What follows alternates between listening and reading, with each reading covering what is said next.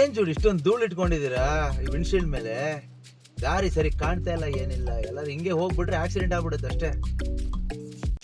ಏನ್ ಜೋಡ್? Hello hello ಜೋಡ್. ಏನ್ ಜೋಡ್ ಬೆಳಗ್ಗೆ ಹಗಲ್ ಕನ್ಸ್ ಕಾಣ್ತಾ ಇದ್ದೀರಾ? ಏನ್ ಸಮಾಚಾರ? ಏನ್ ಯೋಚನೆ ಮಾಡ್ತಾ ಇದ್ದೆ ಅಂದ್ರೆ, ಈ ಧೂಳು ಏನಾದ್ರು ತೆಗಿಬಹುದು ನೀರ್ ಹಾಕೊಂಡು, ಆದ್ರೆ ಮನ್ಸೊಳಗಡೆ ಎಷ್ಟೋ ಧೂಳು ಇದೆಯಲ್ಲ. ಹೌದೌದು. ಅದನ್ನ ಯಾವ ನೀರ್ ಹಾಕಿ ತೆಗಿಬೇಕು? ಅದೇ ಜೋಡ್, ನೀವ್ ಹೇಳ್ದಂಗೆ ಈ ಧೂಳನ್ನ ನೀರ್ ಹಾಕಿ ಹೇಗೋ ತೆಗಿಬಹುದು. ಆದ್ರೆ ನಮ್ಮ ಒಳಗಡೆ ಇರೋ ಧೂಳೆಲ್ಲ ಇದೆಯಲ್ಲ, ಕಸ ಕಡ್ಡಿ ಎಲ್ಲ ಸುಮಾರೇ ಇದೆ. ಅದನ್ನೆಲ್ಲ ತೆಗಿಬೇಕಂದ್ರೆ ಜೀವಜಲನೇ ಬೇಕು. ಜೀವಜಲನ ಅದೆಲ್ಲಿ ಸಿಗುತ್ತಣ್ಣ? ಅದು ಬರ್ನಿಂಗ್ ಬುಷ್ ರಿಟ್ರೀಟ್ ಇದೆಯಲ್ಲ, ಅಲ್ಲಿ ಸಿಗುತ್ತೆ. ಬರ್ನಿಂಗ್ ಬುಷ್ ಅದೆಲ್ಲಿ ಸಿಗುತ್ತೆ? ಅದೇ ಜೋಡ್, ಮಂಗಳೂರು ಹತ್ರ ಮುಲ್ಕಿ ಇದೆಯಲ್ಲ, ಗೊತ್ತಲ್ವಾ? ಹೌದು. ಅಲ್ಲಿ ಡಿವೈನ್ ಕಾಲ್ ಸೆಂಟರ್ ಅಂತ ಒಂದು ರಿಟ್ರೀಟ್ ಸೆಂಟರ್ ಇದೆ. ಅಲ್ಲಿ ಜೂನ್ 12, ನೆನ್ಪಿಟ್ಕೊಳ್ಳಿ ಕರೆಕ್ಟಾಗಿ ಡೇಟು.